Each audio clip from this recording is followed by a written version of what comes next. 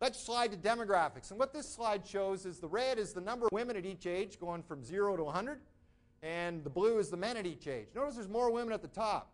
This is a snapshot in time, 2001. I'm going to move this around and show it to you over Canada's history and into the future, and you can get some sense of how demographics change over time. By the way, the number one age for baby boomers were 46 to 66, and around that 20-year period, it was after World War II. It was make love, not war. It was good economic times. It was Leave It to Beaver on TV. 4 kids per family. Now we don't even replace the parents. And so immigration will continue to increase. Diversity will grow. It's a requirement. Canada brings in more immigrants. I've been suggesting over 10 years we'll be doubling our immigrant take-in. It hasn't happened. We brought in double the temporary workers. Surprising. In any case, let's move to the next slide and show Canada's population change over time. So here we go. If we could run that over there, please. Just have to hit that button. And now we'll see. There's Canada as it's growing. Look at it's typically a pyramid. And then, oh, baby boomers. Look at them all. Whoa, baby boomers. Great time for Gerber Foods and for lower levels, public education with all those folks. 42% of Canadians right there. 42% of Canadians were under 19. No wonder the 60s was sex, drugs, and rock and roll. Huh?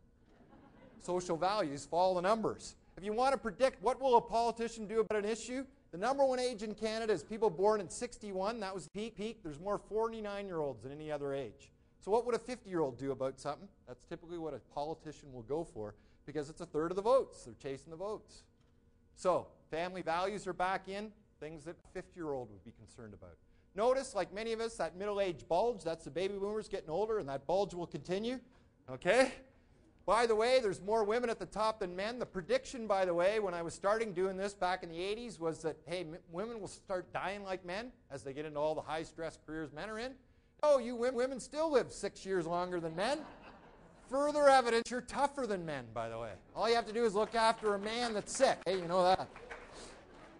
The future is women power like never before, by the way. Okay? Let's move this into the future, folks. Here's the future going. If we could hit that again. This is going right into 1956. So look at the baby boomers getting older. Unfortunately, some die out. And look at the numbers of older people as we get into the future. Could we hit that one again, please? Just look at how many are at the bottom. Now look at the decline. Okay, it gets somewhat stable there, but what's this mean? More and more programs for seniors. In fact, many baby boomers will spend more time looking after their adult parents than their kids. Ooh, was that a lot of jobs and programs and activities that are required, okay? I have 8 parents because they split, remarried. Well, in any case, I'll need help.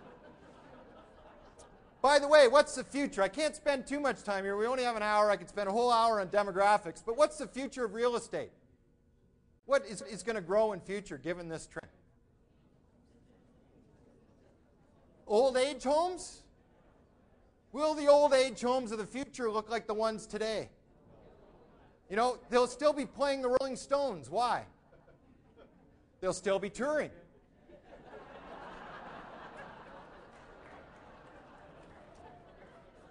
The idea, folks, is unlike all the other demographic experts that say it explains 2/3 of everything, I say no way.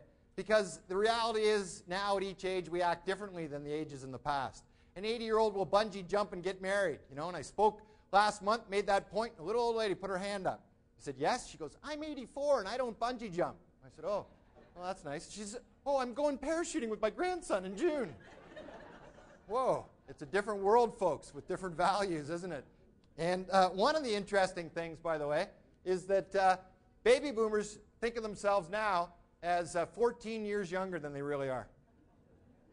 So any programs for seniors and so on will be fought by seniors because they don't see themselves as seniors.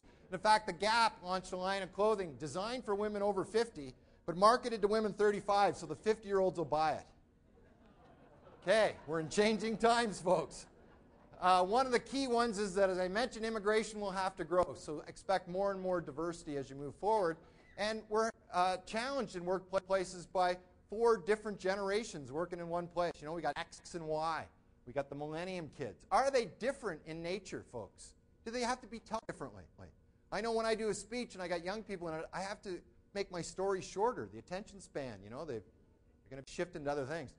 In essence, we're looking at groups that are called the creative class. An excellent book is The Rise of the Creative Class by Richard Florida that talks about how these kids act, how they interact, what's the future of careers. And in fact, communities won't be and companies won't be deciding where they locate. They'll be deciding where the creative class wants to live. They're much more creative in nature, less time constrained. And think, is the industrial age timing of schools the future? Will we need to make use of that infrastructure year-round, by the way?